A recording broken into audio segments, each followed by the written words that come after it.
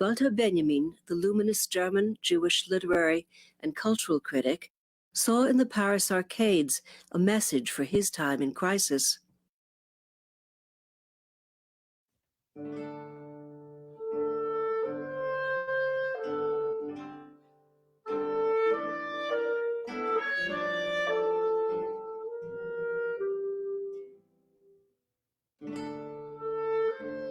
Some 140 glass and iron-roofed arcades were built in the first half of the 19th century. Constructed between two streets or buildings, they merged street and interior, the public and the private. They were designed for shopping and strolling, to see and be seen. In its display of fashion, toys, books, and objects, Walter Benjamin finds lost time embedded in the space of things.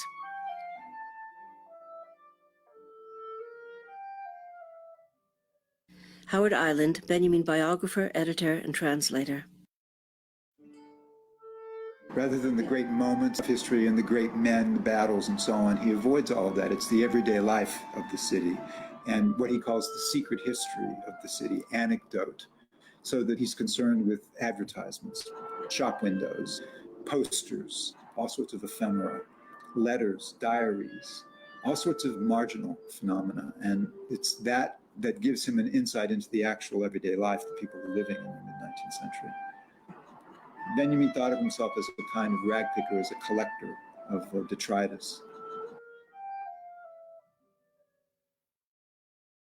In the period 1927 to 1940, Benjamin amasses his notes and reflections for the Arcades Project, a vast compendium of sources arranged in convolutes or bundles. Complex and idiosyncratic with its multiple cross-references, it is constructed like a collector's cabinet of curiosities. From 1915 to 1940, Benjamin writes about 300 letters to his close friend, Gerhard Scholem, in a charged exchange of ideas. He tells Scholem, "You are the better archivist of my work."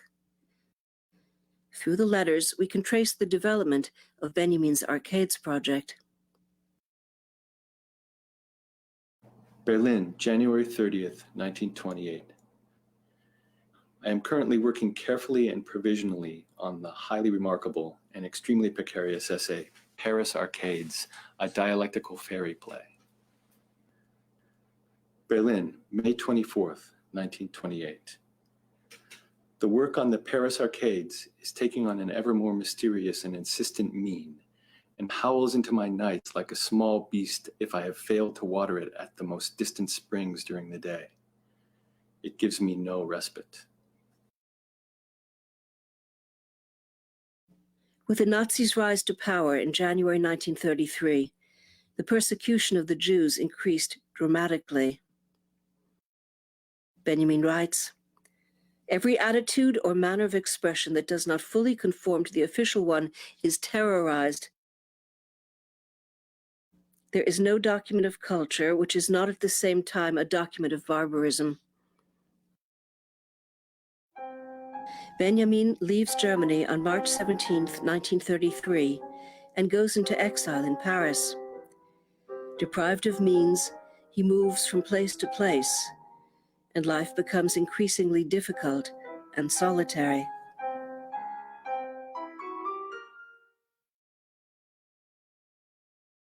Benjamin responds to the shattering of his life with renewed work on 19th century Paris, and is further drawn to the poet Charles Baudelaire, its principal protagonist.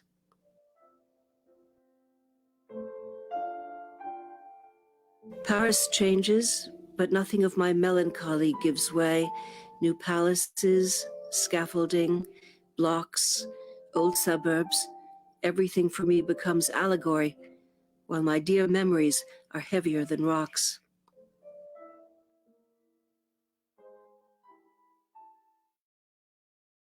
Paris, April 14th, 1938.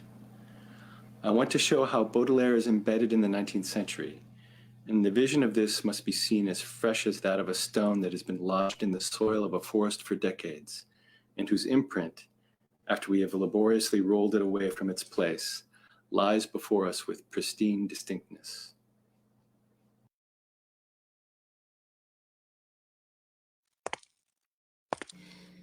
Benjamin roamed the streets of Paris like Baudelaire's flaneur, a prince who rejoices in his own incognito.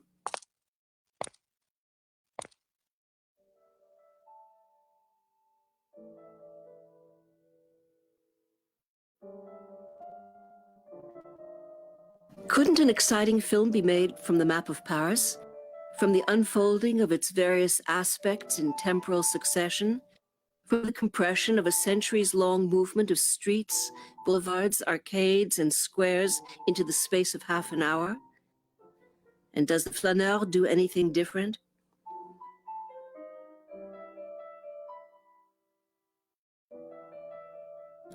Paris created the type of the flaneur. The city splits for him into its dialectical poles. It opens up to him as a landscape, even as it closes around him, as a room. The street conducts the flaneur into a vanished time. For him, every street is precipitous. Nevertheless, it always remains the time of a childhood.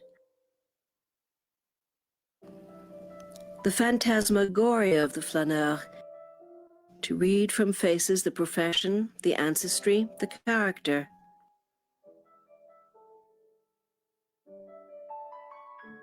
Preformed in the figure of the flaneur is that of the detective. The intoxicated interpenetration of street and residence, such as comes about in the Paris of the 19th century, and especially in the experience of the flaneur, has prophetic value.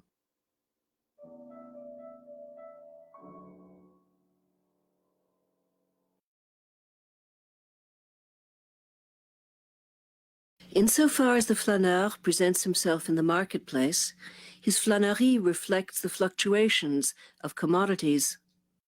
Granville, in his drawings, has often depicted the adventures of the strolling commodity.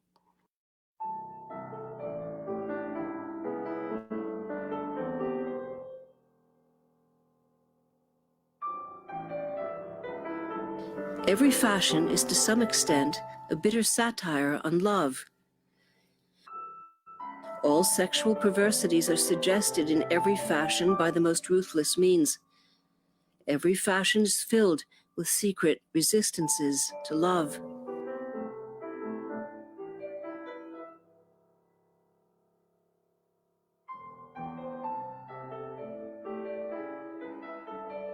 In the competition surrounding the material ornament of attire, the popularity of dolls is put to use. Charles Fourier, 1829. They are the true fairies of these arcades, more saleable and more worn than the life-sized ones, the formerly world-famous Parisian dolls. At a certain point in time, the motif of the doll acquires a socio-critical significance.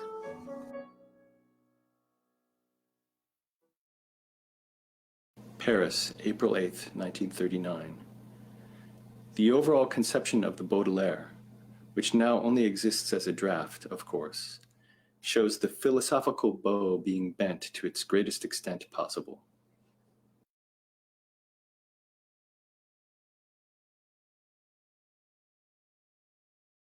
The historian today is only to erect a slender but sturdy scaffolding, a philosophical structure, in order to draw the most vital aspect of the past into his net.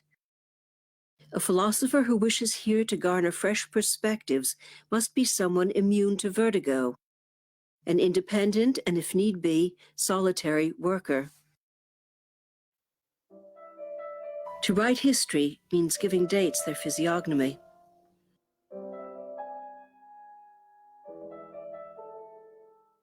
Pedagogic side of this undertaking: to educate the image-making medium within us, raising it to a stereoscopic and dimensional seeing into the depths of historical shadows. Borchardt, Berlin, 1923.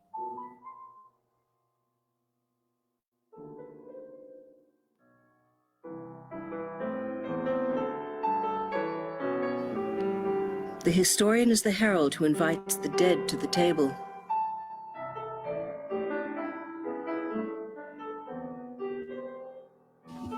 Method of this project? Literary montage. I needn't say anything, merely show.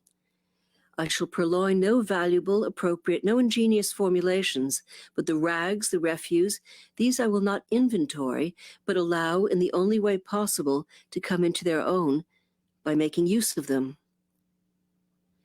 Carry over the principle of montage into history.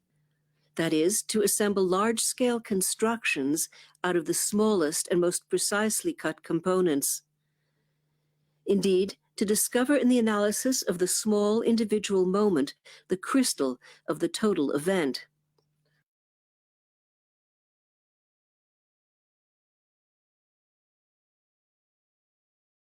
It's not that what is past casts its light on what is present, or what is present its light on what is past. Rather, image is that wherein what has been comes together in a flash with the now to form a constellation.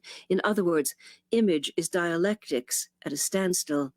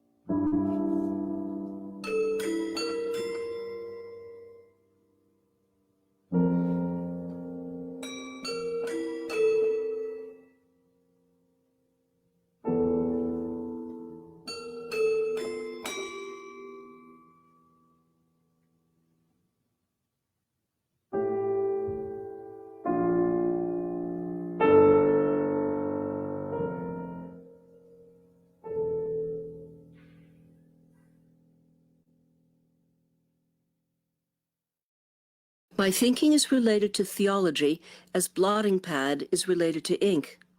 It is saturated with it. Were one to go by the blotter, however, nothing of what is written would remain.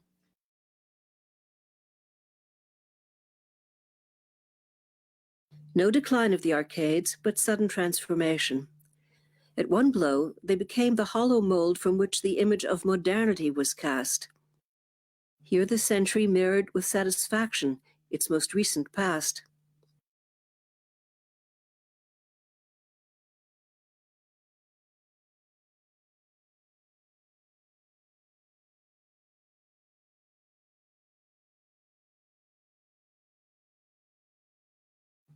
Hitler invades Poland in September 1939. France declares war on Germany.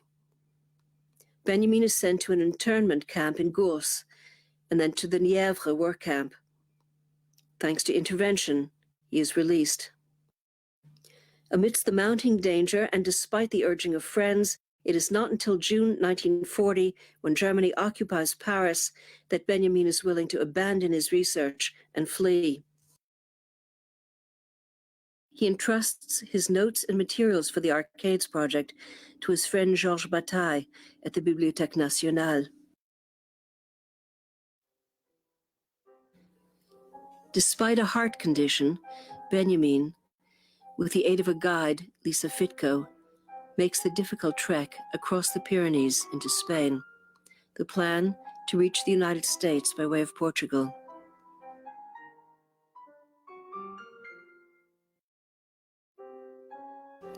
When his visa is not recognized by the Spanish border police, he is to be turned over to the Gestapo in the morning.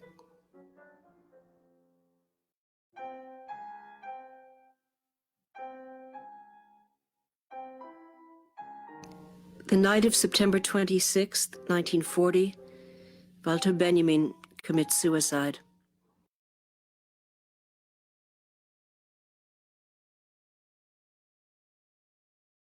Much of the Arcades project was retrieved after the war from the Bibliothèque Nationale in Paris.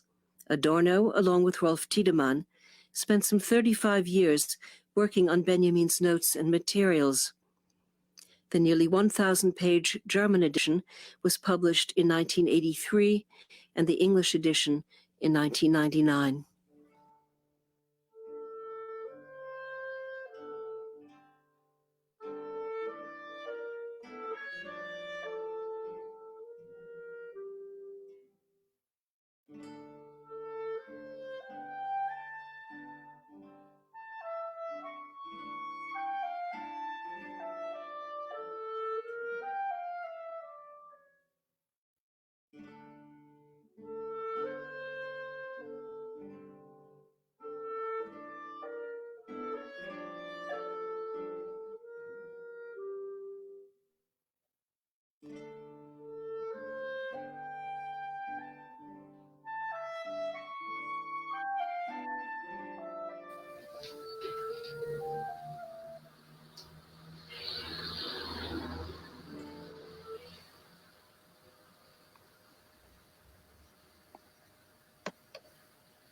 Buenas tardes para todas y todos.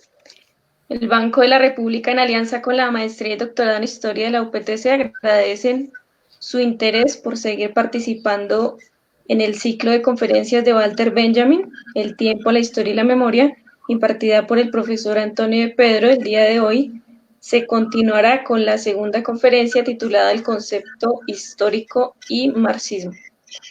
El profesor Antonio de Pedro nació en Oviedo, España, es doctor en Filosofía y Letras, tiene una especialidad en Historia del Arte por la Universidad Autónoma de Madrid. Su trayectoria intelectual ha recorrido los campos de las relaciones arte-ciencia, la filosofía y teoría de la historia y las manifestaciones de la cultura visual, particularmente en lo que corresponde a los ámbitos culturales españoles y latinoamericanos. Ha participado en más de 20 libros individuales y colectivos de edición internacional. Es autor de artículos especializados publicados en revistas de Alemania, España, Brasil, Colombia, entre otros. Ha sido fundador y presidente de la Red de Estudios Visuales Latinoamericanos, fundador y coordinador editorial de la revista electrónica Artefacto Visual, profesor e investigador de diversas universidades públicas de España, México y Colombia, y actualmente se desempeña como profesor de tiempo completo en la Escuela de Ciencias Sociales, la maestría y doctorado en Historia de la Universidad Pedagógica y Tecnológica de Colombia. Es editor jefe del Subcomité de Publicaciones de la Facultad de Ciencias de la Educación de la Universidad Pedagógica y Tecnológica de Colombia también. Entonces, sin más preámbulo, le damos la palabra al profesor. Bueno, muchas gracias a todos por estar ahí, al otro lado de la pantalla. Muchas gracias al doctorado y a la maestría y doctorado en Historia de la UPTC por haberme invitado a dar estas charlas sobre Walter Benjamin. También a la siempre colaborativa actividad del Banco de la República, que ha facilitado también que estas conferencias se den. Hoy vamos a seguir entonces con nuestro ciclo de charlas. Hoy el tema tiene que ver con el marxismo y el concepto de historia en Walter Benjamin. Bien, lo primero que debo decir, aparte de lo que acabo de comentar, es que el título de esta conferencia lleva un subtítulo que no aparece en el título que ustedes tienen, que dice así: el marxismo y la historia, o cómo el historiador trapero hace la historia. La inclusión de este subtítulo es necesaria con el fin de adelantar en él lo que hoy voy a tratar aquí. No importa entonces si nos detenemos, si damos un rodeo, si nos detenemos a contemplar el paisaje por unos minutos. Existen, en todo caso, una dirección única, como diría Benjamin, que nos va a llevar a nuestro encuentro con el trapero. Con ese trapero que es el hacedor de la historia, marxista, materialista, dialéctica y mesiánica.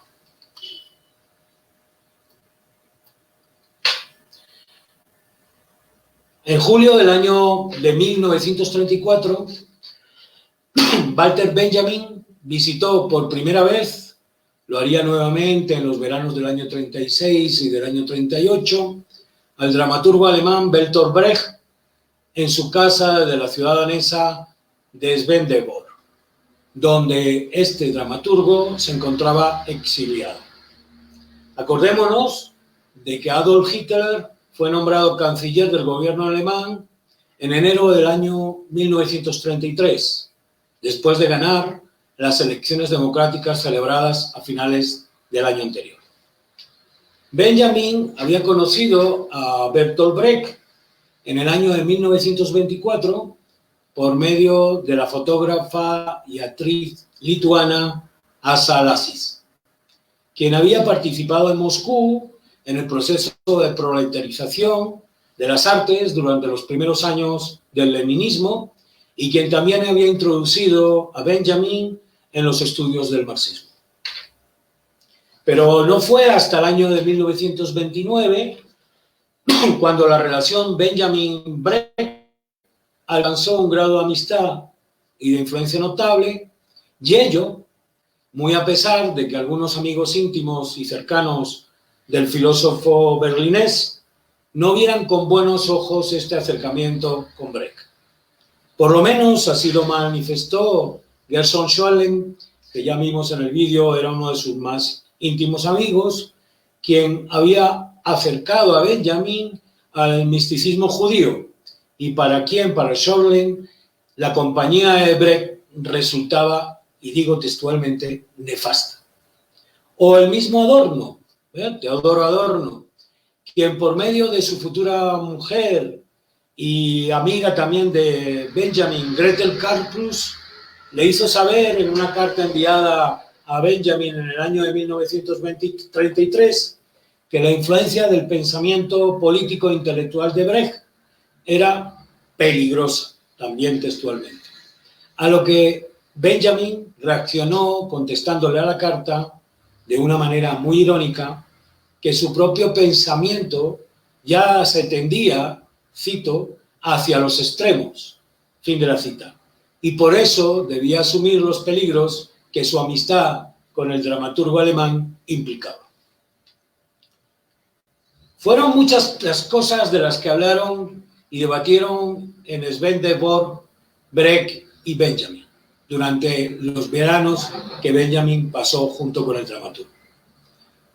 Jugaban al ajedrez, hablaban de política alemana, marxismo revolucionario, liderazgo de Stalin, literatura proletaria, papel del intelectual marxista, Hitler, el nazismo y las persecuciones a los comunistas y judíos, consideraciones sobre la obra de Kafka, Baudelaire y de Proust, el mismo teatro épico de Brecht, la poesía, etc. Pero de todos estos temas, sin duda, el asunto que llamaremos asunto Kafka fue de las cuestiones que más resaltan en el diario que Benjamin llevó y fue creando durante sus visitas a Dinamarca. Brecht no se encontraba cercano a las posiciones de Benjamin sobre el escritor checo, y mucho menos después de haber leído el manuscrito que Benjamin acababa de realizar sobre el autor del proceso. Para Brecht, acercarse a Kafka era andar con pies de plomo. No todo lo que éste había escrito debía ser tomado como algo serio, decía Brecht, y leer a Kafka era como si anduviésemos buscando buena madera en un bosque repleto de árboles. Siempre entonces habría en él madera que había que desechar. Y si bien Brecht le reconocía a la obra de Kafka que se encontraban cosas en ella muy utilizables, expresión dicha por Brecht, particularmente sus imágenes literarias, el resto, decía Brecht, era un pequeño comercio de secretillos. Por el contrario, Benjamin sentía una notable admiración por el escritor checo. Era, junto con Proust y Baudelaire, los literatos que más influyeron en su pensamiento. La manera de contar las cosas y el uso que Kafka hacía del pasado y de la tradición mesiánica judía le resultaban al filósofo berlinés de suma importancia. Benjamin encontraba en muchas de las manifestaciones de Kafka lo que él llamaba la verdadera medida de la vida. Y cito: la verdadera medida de la vida, afirma Benjamin, es el recuerdo que atraviesa como un relámpago y retrospectivamente toda una vida. Aquellos para los que, como para los antiguos, sigue diciéndonos Benjamin, la vida se ha transformado en texto, solo querrán leer dicho texto hacia atrás. Solamente de este modo se encontrarán con ellos mismos y solamente así, huyendo del presente, podrán entender. Fin de la cita. De los planteamientos de Kafka, Benjamin rescató dos aspectos que yo considero relevantes para el planteamiento benjaminiano de la historia que hoy aquí nos ocupa. El primero es el papel que adquiere la memoria, ese relámpago que atraviesa retrospectivamente toda una vida. El segundo, la idea de que el pasado es un texto que debe ser leído hacia atrás. O mejor dicho, como más tarde el mismo Benjamin escribiría en una de las tesis sobre la teoría de la historia, debería ser leído a contrapelo. En relación con los dos aspectos anteriores, vale recordar aquí, ¿verdad?, parte del texto de la tesis número 5. Y cito, dice Benjamin, solo retenemos el pasado como una imagen que en el instante mismo en que se deja de reconocer, arroja una luz que jamás volverá a verse.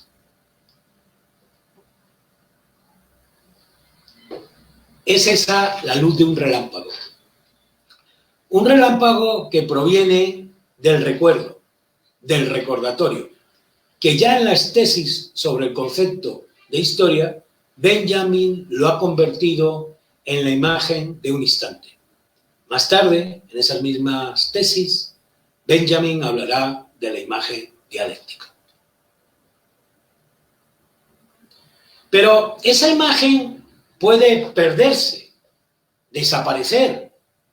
¿Cuándo? Cuando ese presente, iluminado por la luz de esa imagen, no la tenga en cuenta.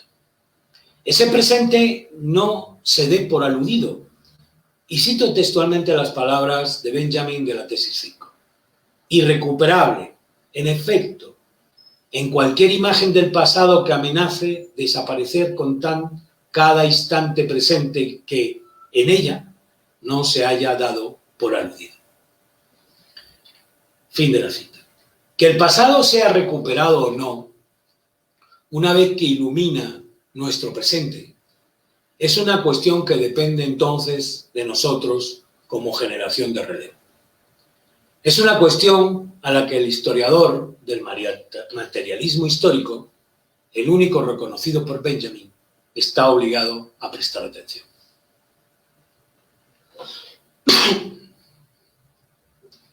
Michael Lowy, que ya lo hemos citado en la charla anterior, ha destacado en su comentario al texto de la tesis 5 las similitudes de las apreciaciones de Benjamin con el planteamiento del escritor francés Marcel Proust, al respecto del pasado y del presente.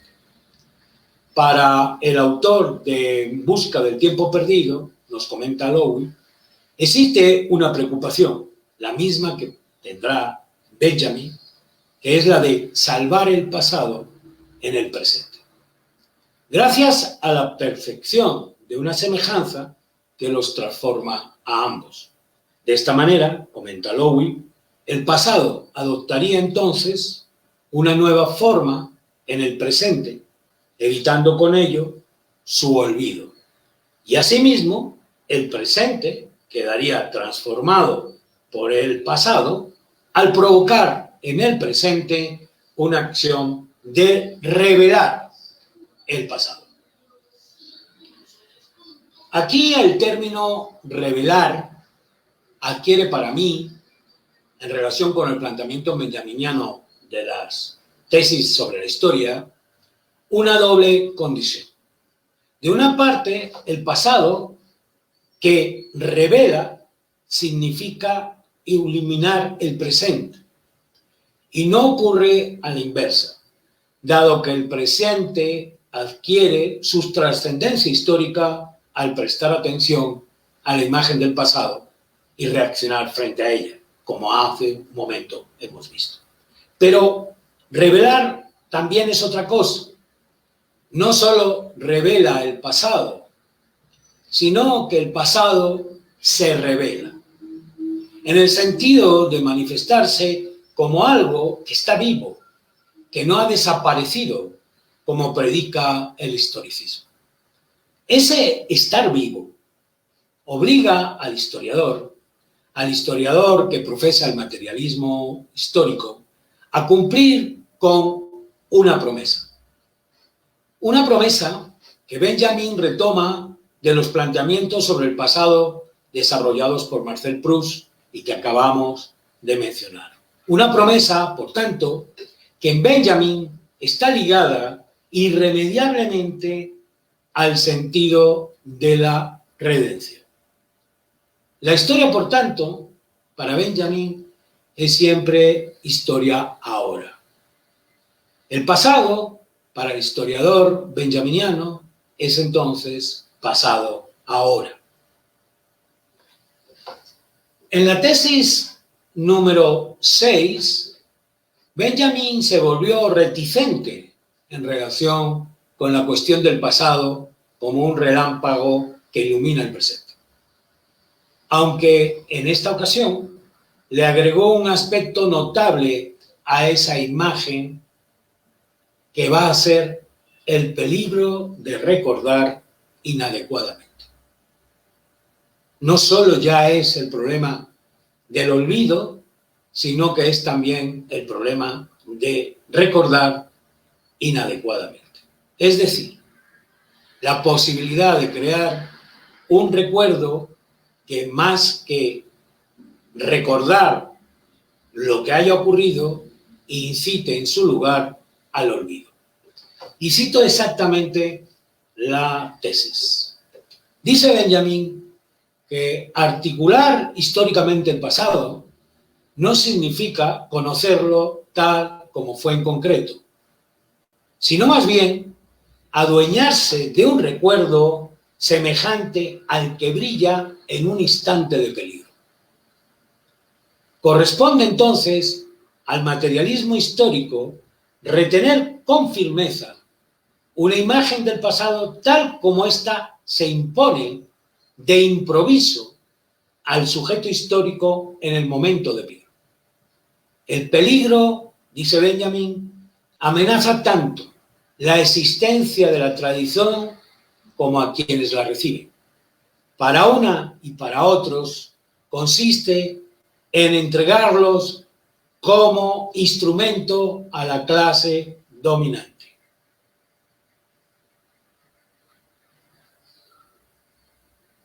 El don, sigue comentando Benjamin, el don de atizar para el pasado la chispa de la esperanza solo toca en suerte al historiógrafo perfectamente convencido de que si el enemigo triunfa, ni siquiera los muertos estarán seguros.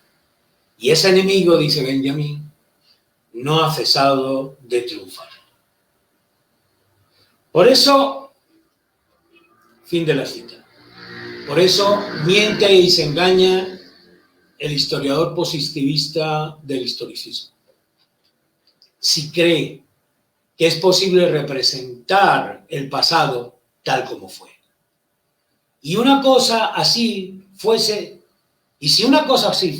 posible, finalmente posible, nos tendríamos que preguntar para qué serviría. La tarea del historiador del materialismo histórico es precisamente otra bien distinta. Es reparar y redimir. Es comprometerse con el pasado ahora, ese binomio fundamental en las tesis benjaminianas sobre el concepto de historia. Dejar entonces de ser neutral, huir de la lectura de los vencedores y restituir la historia de los vencidos. Acordémonos, en este sentido, de una de las imágenes célebres de Benjamin, que es: el recuerdo brilla en el presente, pero brilla sobre todo en un instante de peligro. Cuando el presente se encuentra en ese instante de peligro, es cuando la imagen del pasado, como un relámpago que viene de entre los muertos, brilla con más fuerza mesiánica. Es en el momento en que el historiador del materialismo histórico, que forma parte del sujeto histórico, la clase proletaria, tiene la obligación de prestar atención a esa imagen dialéctica del pasado. Porque el peligro, ese peligro que amenaza al presente, también amenaza al pasado, como dice Benjamin. Amenaza a los mismos muertos porque amenaza a su propia memoria. Porque, de no ser así, reafirma Benjamin, los vencedores volverán a ganar. Y si el enemigo triunfa, y no ha cesado de triunfar, nos dice Benjamin, nada podrá librarnos del recuerdo histórico como constructor del olvido. El recuerdo histórico, vuelto historia de los vencedores, se impondrá entonces como el relato de la historia.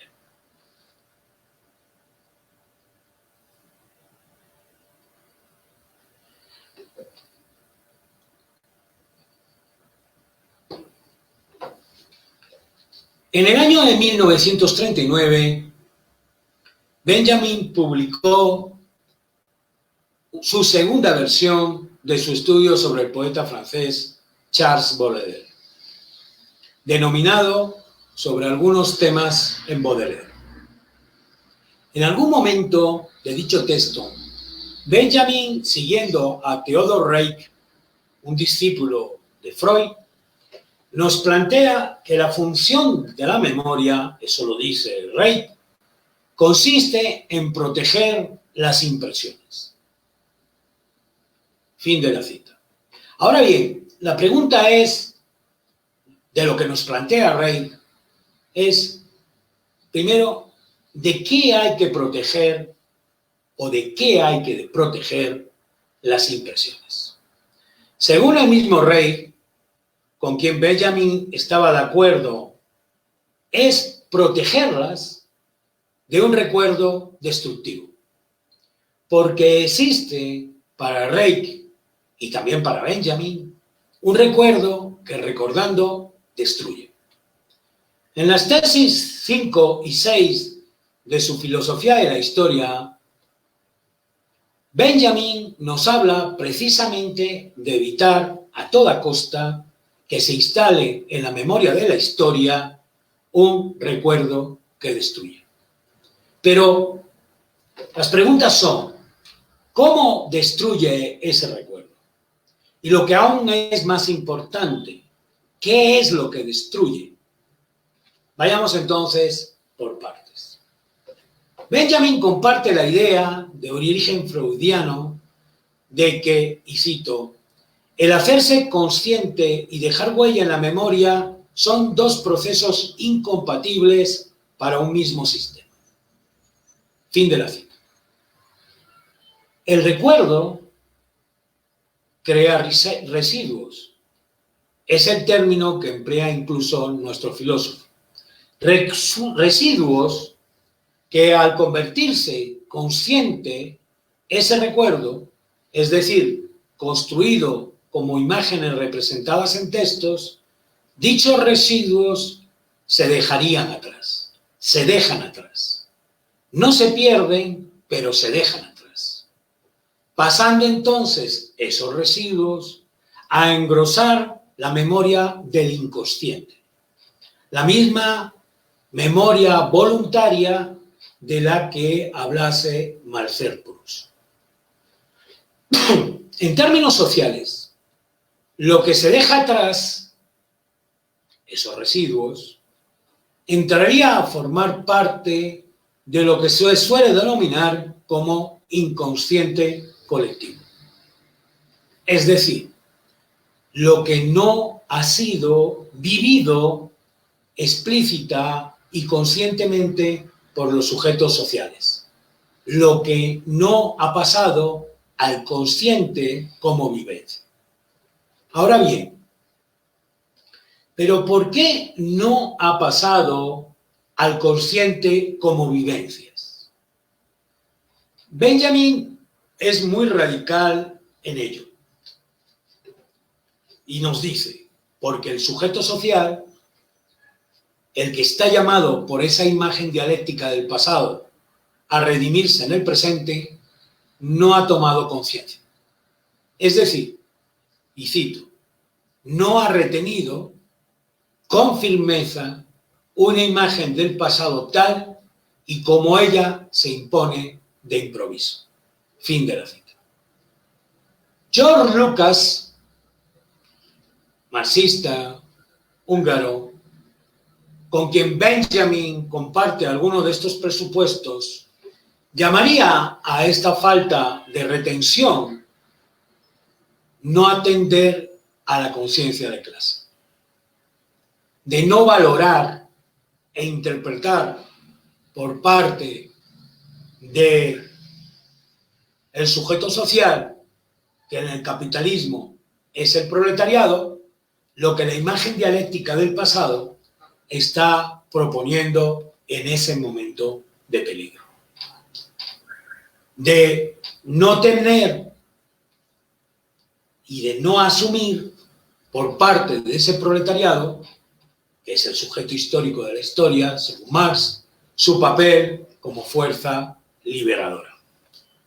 De este modo, el recuerdo que nace y se instala en manos del relato del historiador historicista, el recuerdo que se impone y al que contribuye este historiador del tiempo gnóstico con su ideología del progreso, está en consonancia con ese viento huracanado, la tempestad civilizatoria que arrastra al Angelus Novus o al ángel de la historia, a alejarse de la contemplación de las ruinas tras ruinas.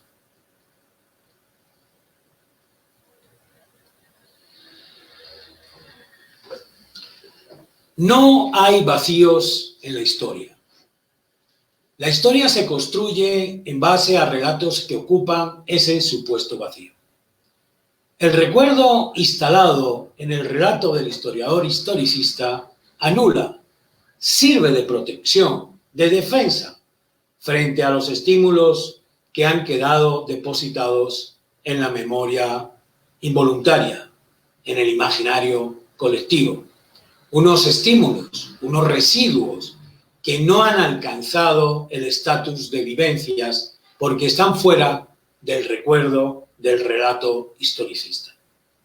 Esos estímulos actúan como pulsiones, como energías que pueden darse tan solo en un shock traumático. Un shock que surge cuando el presente entra en su instante de peligro. Como parte del inconsciente colectivo, estos estímulos, esa energía, no encuentran canalización en el recuerdo del consciente del historicismo. Para el historicismo, son tan solo desechos, basura, y en el mejor de los casos pueden llegar a entenderse simplemente como utopías o ensoñaciones que alivian al sujeto histórico y que el relato historicista emplea como simple herramienta ideológica. Son parte del shock traumático inmerso en la memoria involuntaria del inconsciente colectivo e irremediablemente se perderán en el instante mismo, afirma Benjamin, que se deja de reconocer, arroja luz que jamás se volverá a ver. Es ahí donde está determinado el valor trascendental del instante del peligro.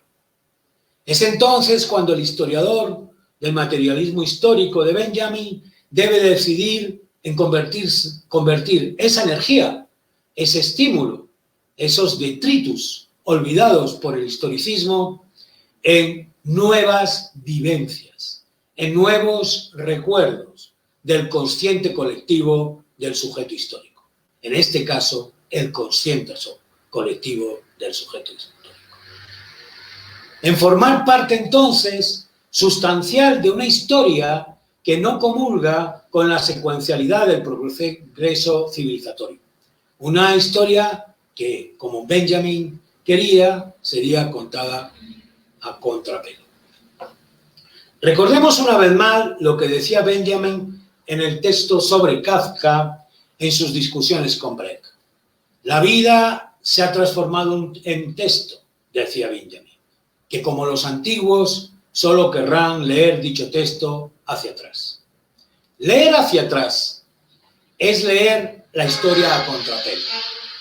Leer la historia a contrapelo es poder contarla en un nuevo texto jamás antes escrito. Antes de que el recuerdo, como olvido de la historiografía oficial, se haya instalado definitivamente en la memoria de la sociedad.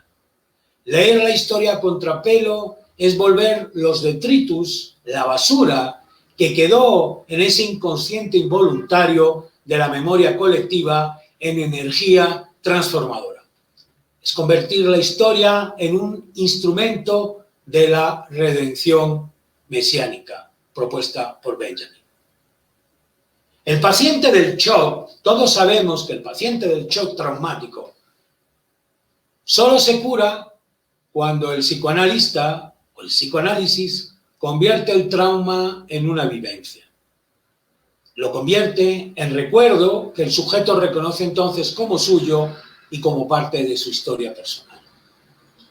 Como nos recuerda Benjamin al respecto. En otras palabras, afirma Benjamin, la imagen de la felicidad es inseparable de la imagen de la liberación. Ocurre lo mismo con la imagen del pasado que la historia hace suya. El pasado, dice Benjamin, trae consigo un índice secreto que lo redime a la redención. No nos sobrevuela algo del aire respirado antaño por los difuntos, sigue afirmando Benjamin. Un eco de las voces de quienes nos precedieron en la tierra no reaparece en ocasiones en la voz de nuestros amigos. Y la belleza de las mujeres de otra época, ¿no deja acaso de unirse a la de nuestras amigas? Existe entonces un acuerdo tácito, dice Benjamin, entre las generaciones pasadas y las nuestras. Fin de la cita. Ese acuerdo tácito entre las generaciones pasadas y las nuestras es solo visible, digámoslo así, en el momento en que el relámpago de la luz de la imagen dialéctica del pasado ilumina nuestro presente. Cuando somos conscientes, como decía Benjamin en su tesis 2, de que esa débil fuerza mesiánica sobre la cual el pasado hace valer su presentación o su pretensión, ¿y cuál es esa pretensión? Me pregunto yo. El pasado nos grita, sobre todo, no me olvides.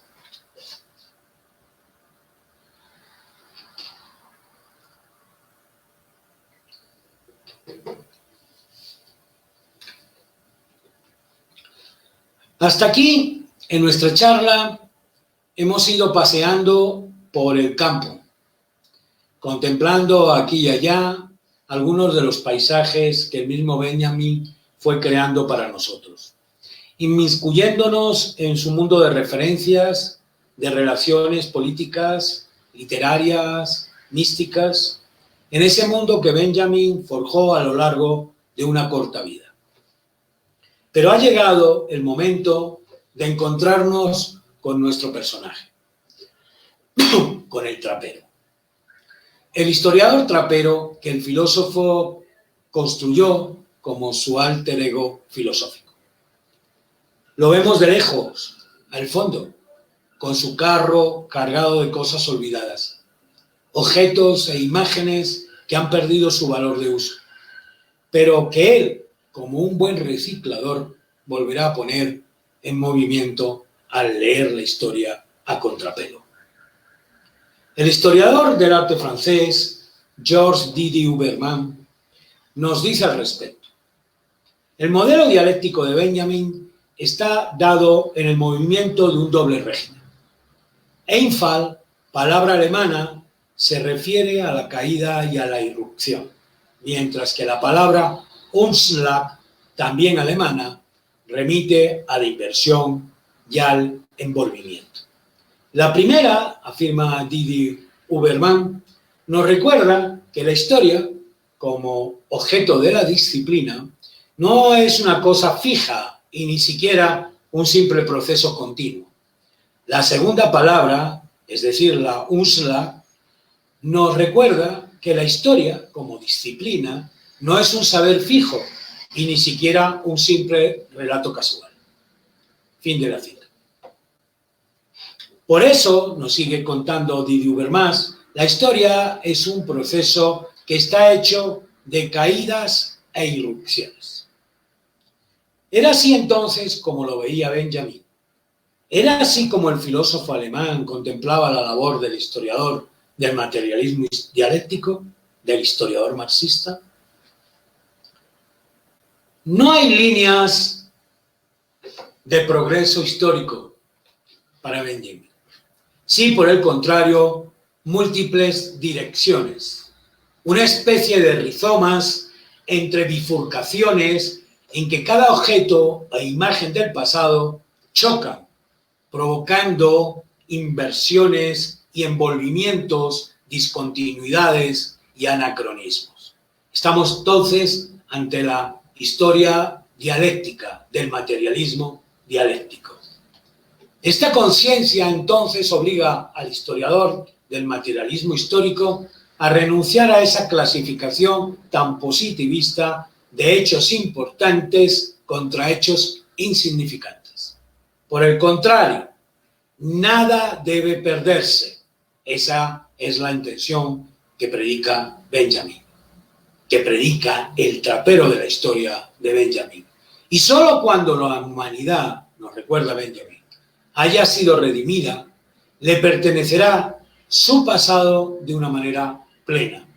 El historiador, por tanto, debe hacer como hace el trapero, para quien todo lo que recoge tiene una utilidad.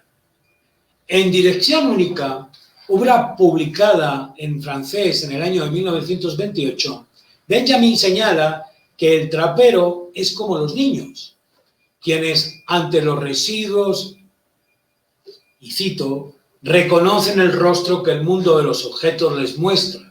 Precisamente, y solo a ellos, los utilizan con tanto para reproducir las obras de los adultos como para relacionarse entre sí de manera nueva y caprichosa. Materiales de muy diverso tipo gracias a estos juegos elaborados con ellos. Los mismos niños se construyen así su propio mundo de cosas, un mundo pequeño dentro del grande. Fin de la cita. Un mundo en el que, como él mismo vuelve a retomar en su obra París, capital del siglo XIX, nos dice Benjamin, lo nuevo se entrecruza con lo viejo. Pero ¿por qué existe este entrecruzamiento? Porque, reafirma Benjamin, en el sueño de cada época, que cada época tiene de las siguientes, las imágenes de esta última las presentan desposadas con elementos de la prehistoria, es decir, de una sociedad sin clases. Sus experiencias, asentadas en el inconsciente de la colectividad, engendran en su interpretación con lo nuevo las utopías que dejan huella en 1000 configuraciones de la vida, desde los edificios más duraderos hasta las modas más fugaces. El historiador trapero es también un coleccionista y también un arqueólogo de la memoria, que saca, y cito nuevamente a Benjamin, partido de esa fuerza y conoce las cosas tales como ellas son en el instante en el que ya no lo son más. Y la fuerza que trabaja en el interior de ellas es la dialéctica dormida. La dialéctica las excava, las revoluciona, las trastoca, de tal suerte que la capa superficial deviene la capa profunda. Quien intenta acercarse a su propio pasado, nos sentencia Benjamin, enterrado, debe hacer como un hombre que excava. De esta manera, se puede vincular a modo de constelaciones de imágenes dialécticas el presente y el pasado. Constelaciones que son como mónadas que quedan concentradas, en las que queda concentrada toda la totalidad histórica. Cuando el pensamiento, nos dice Benjamin en sus tesis 17 de la historia, se fija de improviso en una constelación saturada de tensiones, diríamos, determinada por la dialéctica, le comunica un choque que la cristaliza en una mónada. El partidario del materialismo histórico solo se aproxima a un objeto histórico cuando éste se le presenta como una mónada. En esa estructura reconoce entonces el signo de una suspensión mesiánica del devenir. En otras palabras, de una posibilidad revolucionaria en el combate por el pasado oprimido. Fin de la cita. Esas constelaciones de imágenes dialécticas que conllevan ideas sobre el pasado son pasado y presente de los oprimidos que soñaron alguna vez con una sociedad sin clases. Pero, ¿cómo hacer? ¿Cómo debe actuar el historiador trapero para que ese tiempo dialéctico de las constelaciones alcance el ansiado proceso de liberación del sujeto del saber histórico? Un sujeto histórico que no es otro que esa clase que Marx, citado por Benjamin, establece como la última clase subjugada, la clase vengadora, que en nombre de las generaciones vencidas lleva a su término la obra de la liberación. Benjamin se plantea estas cuestiones en diferentes momentos de sus tesis sobre el concepto de historia. El poder de las imágenes dialécticas del pasado en Benjamin está en su capacidad de desplegarse. Recordemos aquí lo que ya mencionamos en nuestra otra charla al respecto del concepto de despliegue, empleado por Benjamin en el caso del estudio sobre Kafka. Y cito a Benjamin. La palabra despliegue, dice Benjamin, tiene un doble sentido. El capullo se despliega en flor, así como el barco de papel, cuyo armado enseñamos a los niños, se despliega hasta volverse a ser una hoja lisa. Hay por tanto, fin de la cita, hay por tanto que emplear las imágenes dialécticas de esa manera, permitir que iluminen lo que son pasajes nebulosos del tiempo histórico, del pasado que solo se presenta como desechos, y destinar esos desechos a un nuevo valor de uso. Para ese fin, Benjamin recurre a planteamientos que lo enlazan con las ideas vertidas por Bertolt Brecht en su teatro épico, es decir, restituyéndolo todo en un nuevo montaje. Ahora bien, Para hacer un nuevo montaje hay que desmontar lo que ha sido establecido de antemano. El nuevo montaje se pregunta siempre respecto al viejo montaje, quizás las cosas no sean lo que son. Benjamin publicó en 1930 un texto sobre la idea de teatro épico desarrollada por Bertolt Brecht. Sin duda, la experiencia obtenida en sus visitas a la casa del exilio del dramaturgo en Dinamarca le sirvieron para poder dar un cambio de dirección a sus planteamientos de aunar marxismo y teología.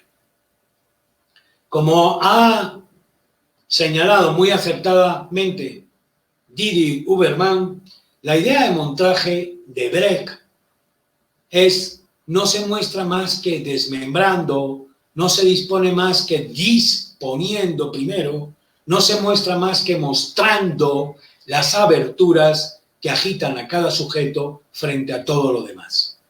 Fin de la cita. Desmembrando, mostrar las aberturas, son cuestiones que tienen que ver con la idea misma del materialismo dialéctico, como descomposición del orden de las cosas. Un proyecto que va a correr de manera transversal a toda la modernidad de la política y la cultura del siglo XX. Pero el montaje brechtiano, nos sugiere nuevamente Didi Hubermas, también hace surgir esas formas heterogéneas, ignorando todo orden de grandeza, toda jerarquía, es decir, proyectándolas en el mismo plano de la proximidad. Fin de la cita. El filósofo y contemporáneo alemán Ernst Bloch señaló que este tipo de montaje teatral de Brecht tenía sus propias correspondencias en el trabajo filosófico de Benjamin. Nos dice Bloch, en tanto forma de la interrupción, en tanto formas de la improvisación, en bruscas miradas transversales que cazan detalles y fragmentos que, por otra parte, no buscan un sistema. Se presentan como una improvisación pensada, un escombro de la coherencia agrietada, una sucesión de sueños, de aforismos, de consignas, entre las que, en el mejor de los casos, una afinidad electiva espera instaurarse transversalmente. Fin de la cita. No obstante, Benjamin como Brecht están determinados por un carácter destructivo. Como revolucionarios, la destrucción del viejo orden se propone como única salida para abrir ventanas al aire fresco y al espacio libre, afirma Benjamin. Acciones estas que el pensador alemán considera mucho más fuertes que cualquier forma de odio. En su texto del año 1931 sobre sus disertaciones en torno al carácter destructivo, Benjamin nos dice lo siguiente. El carácter destructivo es el enemigo del hombre estuche. El hombre estuche busca su comodidad y nada es más cómodo que una buena envoltura. El interior del estuche es una huella envuelta en terciopelo que aquel ha impreso en el mundo. El carácter destructivo borra incluso las huellas de la destrucción. Y añade, el carácter destructivo tiene la conciencia del hombre consentido de la historia, cuyo sentimiento fundamental es una desconfianza invencible con respecto al curso de las cosas, así como la prontitud con que siempre se toma de que todo puede irse a pique.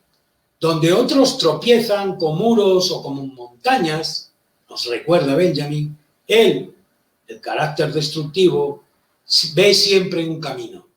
Destruye lo que existe no por amor a los escombros, sino por el amor al camino que los atraviesa.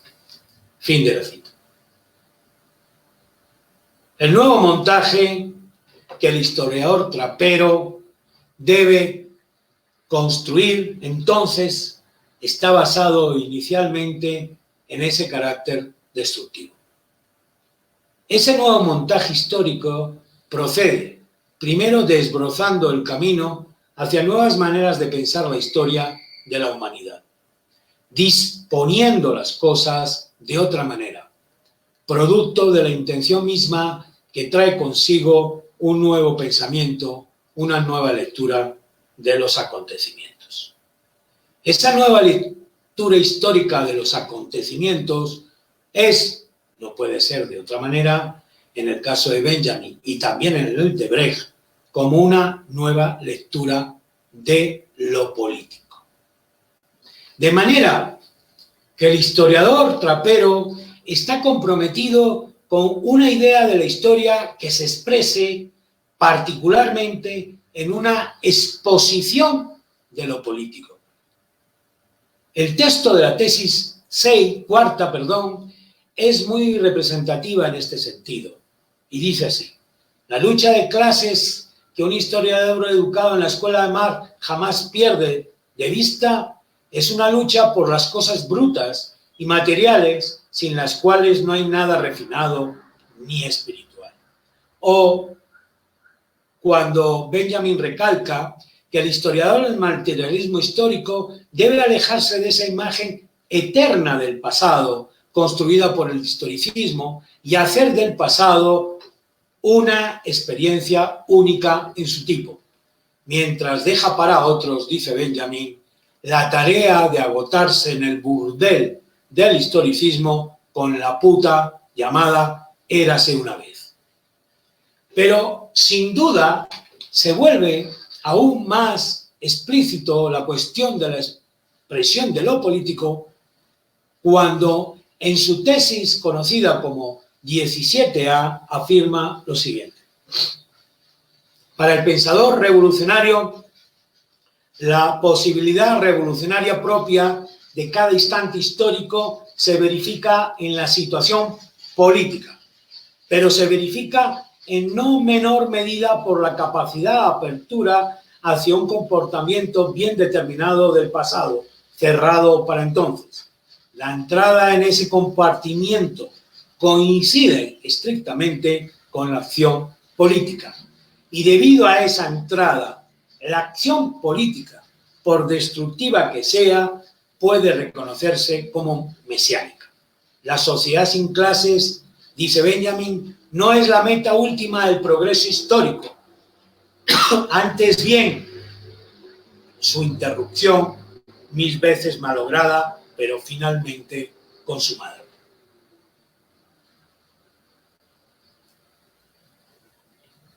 Vamos terminando.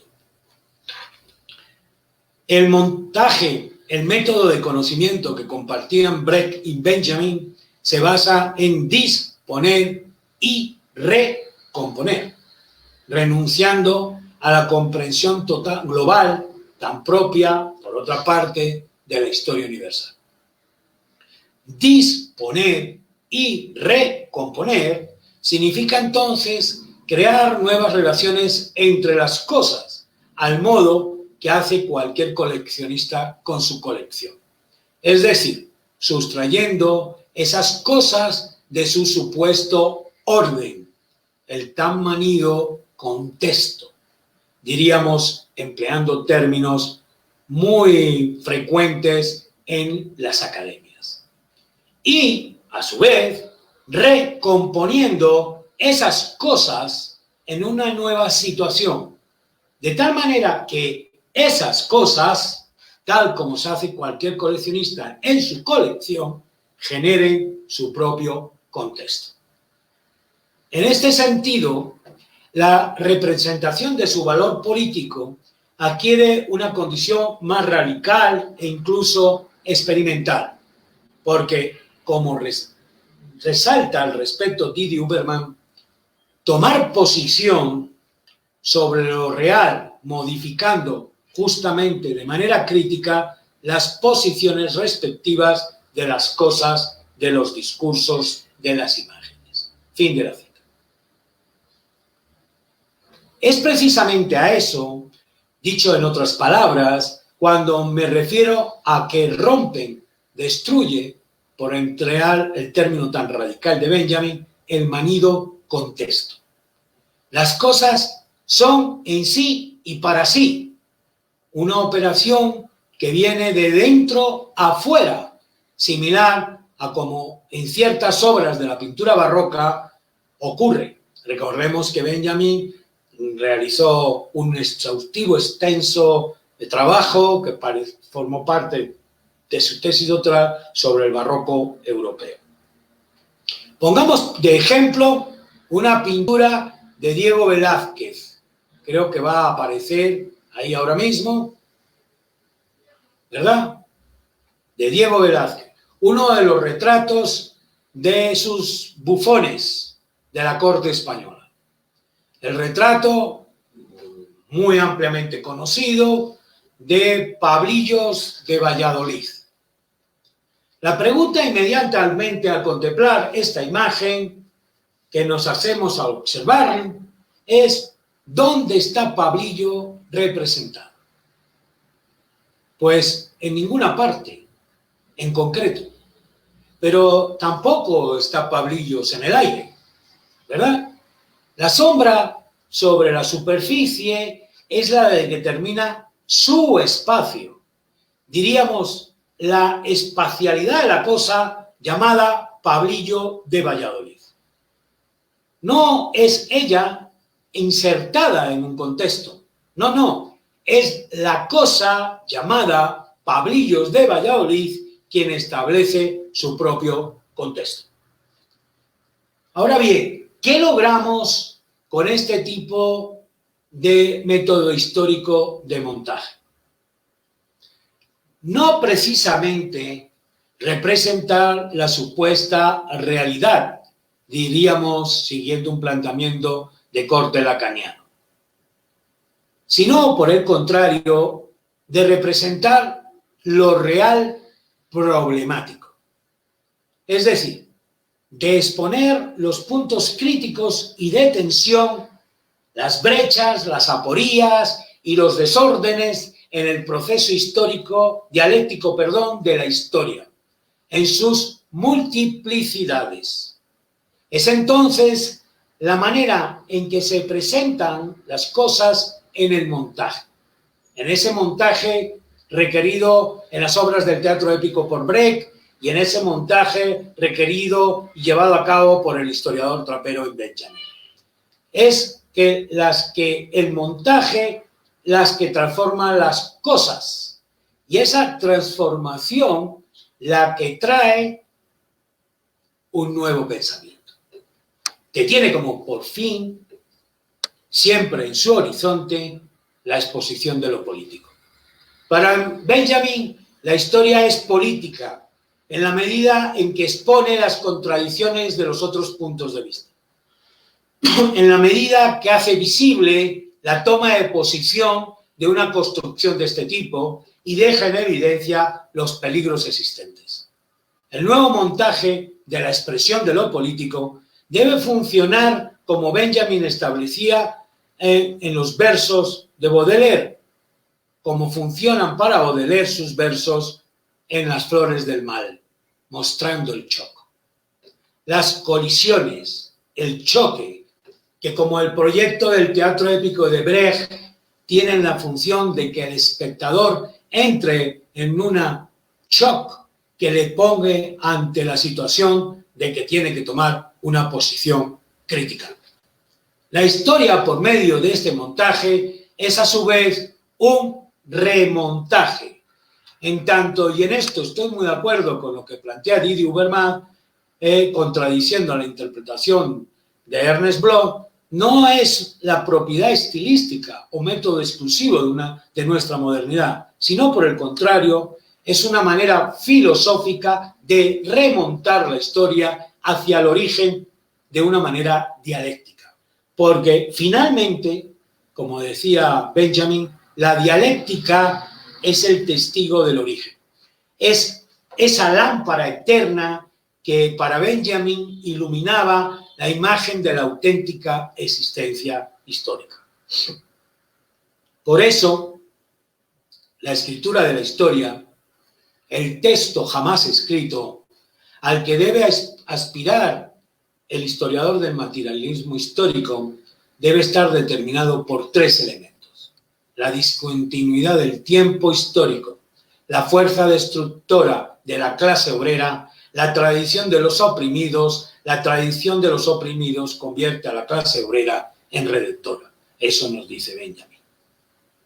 Para él, el gran error de la historia practicada por la socialdemocracia ha sido, y cito, la clase obrera tenía que presentarse como salvadora ante las generaciones venideras. Lo decisivo, nos dice Benjamin, es por el contrario, que su fuerza redentora se haga valer ante las generaciones que la han precedido. Fin de la cita. Por eso, la historia no tiene la función solo de apoderarse de la tradición de los oprimidos, sino también de crearla. El montaje como método tiene esa finalidad. ¿Cómo? Desatando las fuerzas destructoras, afirma Benjamin, que yacen en el concepto de redención. Finalmente, el Mesías interrumpe la historia. El Mesías no aparece al final de su desarrollo. Sus inacabadas tesis sobre el concepto de historia es un texto escrito entre los años 39 y 40 que servirían para introducción de su también inacabada obra, el libro de los pasajes que hemos visto en el video, la monumental obra que Benjamin pensaba escribir sobre la filosofía materialista del siglo XIX, teniendo como referencia a la ciudad de París. Muchas gracias.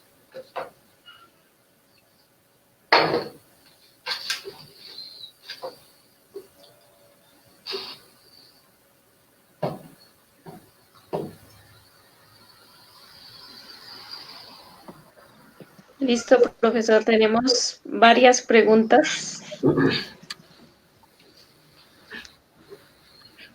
La Jorge, primera es, ya la estoy viendo si aquí. las ruinas insumos de la barbarie, ¿sí la está viendo, sí? Sí. Si las ruinas son insumos de la barbarie, lo que deja el progreso, ¿es posible redimir a los vencidos que están enunciados en las ruinas? ¿Y esas de la barbarie? ¿Cómo sería el método de esa redención? ¿La redención solamente puede ser dada en la revolución total de los vencidos? ¿No se pueden redimir sin que exista tal revolución?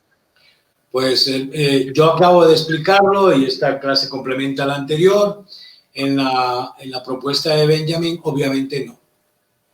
Porque Benjamin, al romper con la idea del tiempo gnóstico, del tiempo del progreso, la revolución, el cambio no está al final del camino, que nunca se sabe cuál es, sino que la revolución es una interrupción. Es la llegada del Mesías, por lo tanto, toda la conciencia de los vencidos, desde las épocas más antiguas, recordemos cómo en Alemania Rosa de Luxemburgo y otros compañeros crearon la Liga Espartaquista, en nombre de Espartaco, que ya era una manera de referenciar el mundo de los oprimidos en la época de Roma.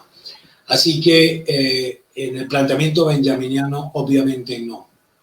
Obviamente no hay manera de redimir a los vencidos de la historia de la humanidad, a no ser que sea con la revolución.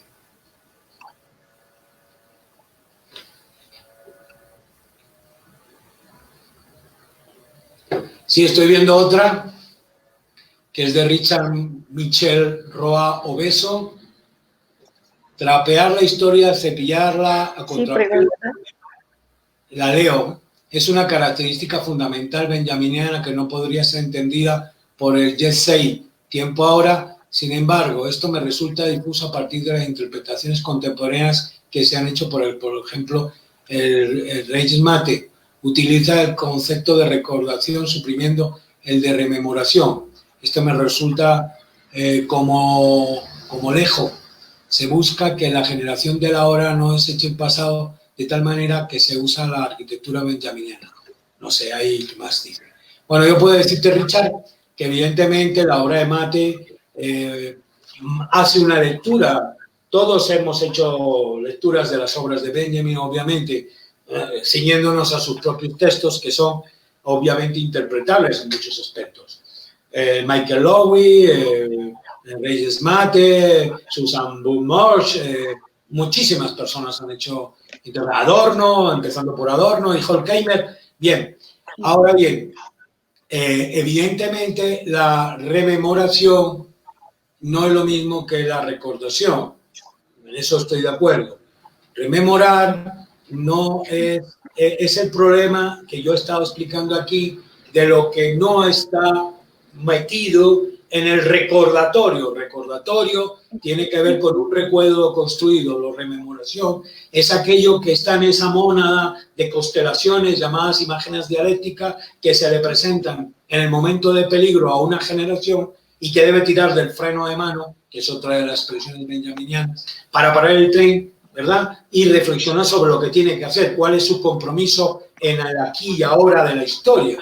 Es decir, la rememoración es poner en esa constelación de ideas, en esa constelación de imágenes del recuerdo, ponerlas a actuar, a activarse en el justo momento en que la toma de conciencia del sujeto histórico, que para Benjamin sigue siendo el proletariado, ¿verdad? Tome conciencia histórica y tome, eso basado en el libro de Lukács, tome conciencia y emprenda el camino de la redención.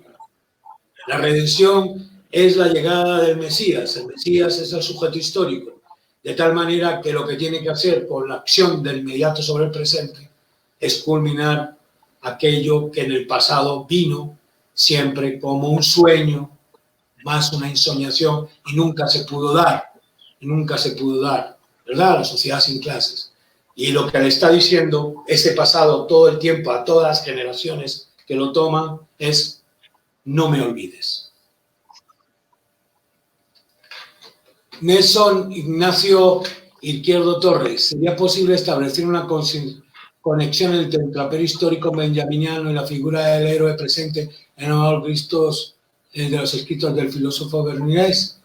El héroe presente, no veo yo esa conexión realmente, ¿verdad?, entre el héroe presente que tú planteas y el trapero benjaminiano. El trapero benjaminiano es un reciclador, es un coleccionista y un arqueólogo. No es ningún héroe, porque al fin de cuentas es el que está atento a agarrar todos esos detritus que el historicismo no quiere, ¿verdad?, y ponerlos otra vez a funcionar y darles un nuevo uso simbólico y explicativo.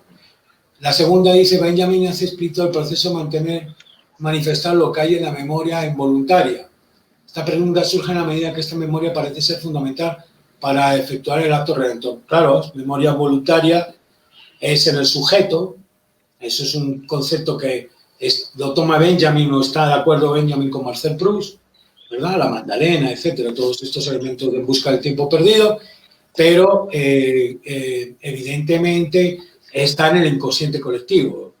En el inconsciente colectivo hay muchos de esos detritus, de esos estímulos, yo lo acabo de explicar aquí, ¿verdad? Entonces es verdaderamente importante para el acto redentor, porque es el que como esas cosas que van pasando, de repente aparece esa imagen, y como esa generación no la coja en vuelo, no coja el sentido de esa luz del relámpago entre sus manos, se le va a escapar y probablemente no le va a volver. ¿Y cuándo llega a esas cosas como la imagen del relámpago que ilumina? En los momentos de peligro. Pensemos, por ejemplo, si este no es un momento de peligro. ¿Qué tendríamos que hacer?, diría Benjamin. ¿Sí? ¿Alguna más? Lore Torres GM. Mil gracias. Desde las reflexión del pensamiento benjaminiano, los retos que coloca el método del montaje. ¿Qué nos significa leer e interpretar la historia a contrapelo en este presente de pandemia? Bueno, ahí está. ¿Qué nos implica leer la historia del contrapelo presente de pandemia? Pues el cuestionamiento de nuestro sistema de producción, el propio modelo de desarrollo, el modelo que tenemos ante las situaciones de cómo se enfrentan países ricos y países pobres a la pandemia. de cómo se enfrentan en los países pobres las clases pudientes, el capital y las clases trabajadoras, ¿verdad? A la misma pandemia, ¿verdad? Cómo de repente podemos estar acudiendo a medidas del capital y del sistema que hace que los obreros tengan que salir a la calle sin que haya una información veraz y completa para que les asegure su seguridad. Pero como hay necesidad de los propios obreros y necesidad también del capital de seguir poniendo la máquina a funcionar, pues allí vamos, ¿verdad? Claro que hay estos momentos de leer la historia a contrapelo. Este es uno de los tantos momentos de peligro, de instantes de peligro que dice Benjamin, que ocurren en la historia de la humanidad. Por eso yo he querido enfocarme en esos aspectos para que ustedes, parece ser que está funcionando, hagan ese tipo de reflexión. Carolina Chacón, ¿qué libro nos recomiendan? Hay una solicitud. Sí, ¿No hay una entiendo? solicitud de varias personas de qué libros le recomienda Ajá. Bueno, para pues, continuar con el tema. bueno, está el libro de Michael Lowell, ¿verdad? Sobre las tesis de la historia, lo buscan. Michael Lowell es un pensador franco-francés. Están los libros de Reyes Mate, los dos libros que ha sacado en relación con el tiempo apocalíptico y con las tesis de la historia. Está el libro de Giorgio Agamben sobre las cartas a los romanos de San Pablo, en donde hay una parte dedicada también a Benjamin. Está el libro de Susan Morse de la relación Adorno con Benjamin en su trayectoria, que es un libro muy, muy interesante. Está el libro también de Didi Huberman, los dos libros de Didi Huberman, el de la toma de posición de las imágenes, en que es la relación del proyecto de Brecht, del teatro épico y de las imágenes, con el proyecto benjaminiano, y está el otro que es el del tiempo de Didi Huberman. Hay más, hay muchos más. Le digo los libros que sacó Adorno sobre Benjamin, etcétera, los de Bolívar, Bolívar Echeverría, etcétera. Hay varios libros que ustedes todos pueden consultar. Solamente hay que googlear un poquito y encontrarán muchas informaciones al respecto. ¿Alguna cosa más?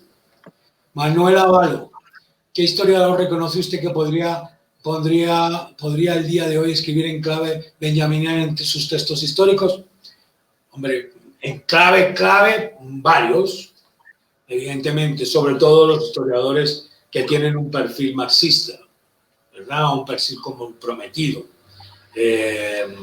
Hoy la historia no es la misma historia que se escribía en la época de Benjamin, pero desgraciadamente todavía tenemos mucha historia historicista y academicista en nuestras universidades. Pues no sé, no quiero decir nombres para no herir sensibilidades. ¿Algo más? Pues nada, muchísimas gracias otra vez. Espero verlos en la próxima ocasión que hablaremos sobre la imagen dialéctica en Walter Benjamin. Y espero que esto le sirva para algo. Muchas gracias. Listo, profesor, muchas gracias por participar. Los esperamos el próximo viernes 15 de mayo a las 2 de la tarde, hora Colombia, para que continuemos con el ciclo de conferencias. Les recordamos que será por este mismo medio. Hasta pronto.